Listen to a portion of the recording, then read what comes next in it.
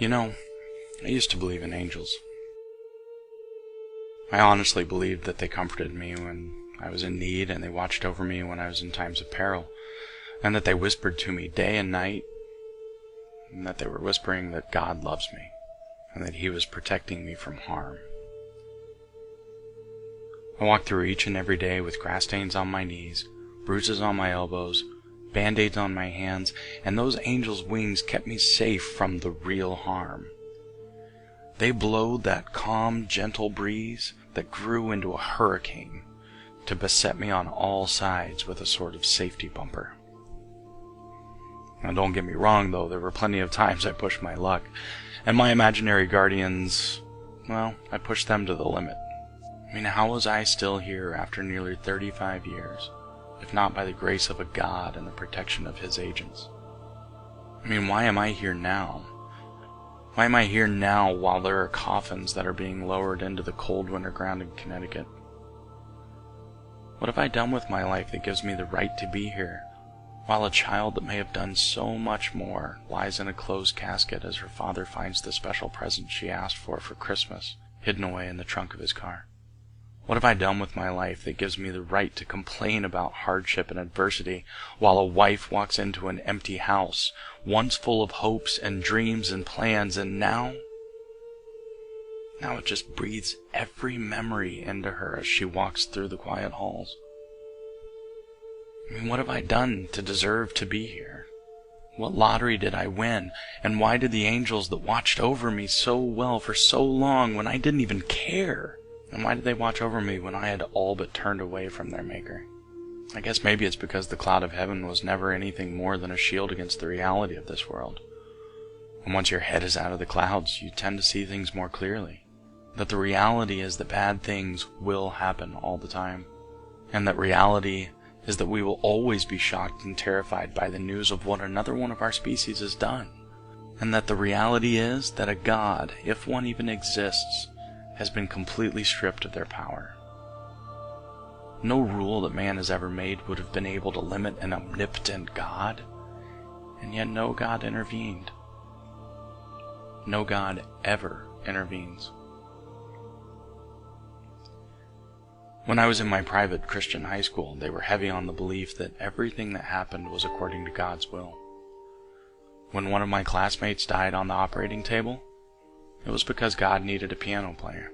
And when the girl that I was dating committed suicide, it was because God needed the brightest smile the earth had ever seen to shine for His pleasure and for His selfish pleasure alone. And when the bomb went off in Oklahoma City, taking the lives of 168 people, including 19 children under the age of 6, well, they didn't have a good reason for why God would want that one to happen, but it was obvious that they believed that He did have a plan, because if not, it never would have happened. So last Friday, in Christian classrooms all over America, indeed all over the world, I'm sure, another generation of children were told that either God had a plan and that the deaths of 20 more children was all a part of His grand scheme, or they were being told that they were the lucky ones to be in a school that allows God in their doors. They're the chosen ones, the children of God, the blessed, the strangers in a strange world, and the protected. My only hope is that this coming generation, which is already becoming one of the least religious generations in the United States, will see the lies for what they are, that they'll realize that any God that could create a universe wouldn't need senseless violence to accomplish His plans. That they'll open their eyes from their teacher-led prayers and see how empty and impotent and small the God that they worship really is.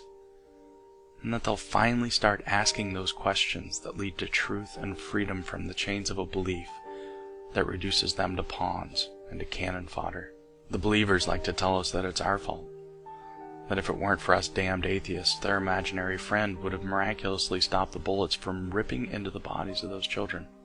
We've been accused of stripping their God of His power on one side, and then the believers chastise their own for not being vigilant. We've been accused of turning our country away from the saving grace of a God, and yet we see that if that God actually exists, it cares nothing for our existence. It cares nothing for our happiness, and it cares nothing for our lives. It's proven that time and time again. It cares nothing for the lives of the innocent either, and the lives of the children.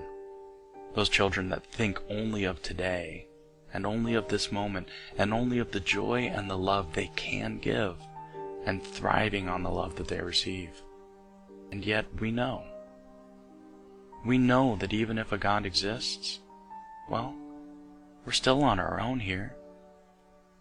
Our lives are only made tolerable in the ravaged world we have around us because we rely on each other. Because we know that hands clasped in prayer do nothing when compared to hands reached out to help. Humankind is a strange species. We need tragedy sometimes to remind us the value we all have and how valuable we are to each other. But it's not healthy, and we need to move away from all of the hate and the strife and the finger pointing. We no longer need to be divided by creeds written down hundreds or thousands of years ago. And we can no longer afford to be that species anymore, because those divisions and those dogmas are destroying what we can become. Believing in a God harms everyone, because that God either becomes the reason and the excuse for our actions, or that God fails to live up to the promises we are all told have been made. And I don't blame any gods for the tragedies we put ourselves through, and I don't hate any gods for not interfering and saving the innocent lives. And it's not only because I don't believe any gods exist, it's because I know what pain is, and I know that there are others that hurt, and I know what that can drive a person to do. We are the masters of our own destiny, and we are the makers of our own fate. There are no gods and kings, only humankind. I'm here not because a God wanted me to be here, not because a God protected me. I'm here to experience the gift of life and the joys and sorrows that go along with living. I have to make my life worth something. I have to work at making an impact on the lives of those around me, and around them, and around them. I'm one of the lucky ones, and I can't forget that, or there's no reason and there is no hope for me. I want a better world, and I'm going to do my best to make it so. So if there are angels and demons, let them remain in their own realm, because this one is ours. I've said this before in other videos, but I want you all to know that I do love you all. And I tell you not because we agree, not because we share a common opinion, and not because I'm overly emotional because of the recent tragedy. No, I tell you that I love you because I do, and because I know that you need to hear it. Because I know that everyone needs to hear it. Because we as a species need to hear it. Because we'll become nothing if we keep quiet instead. Have a safe holiday season, everyone.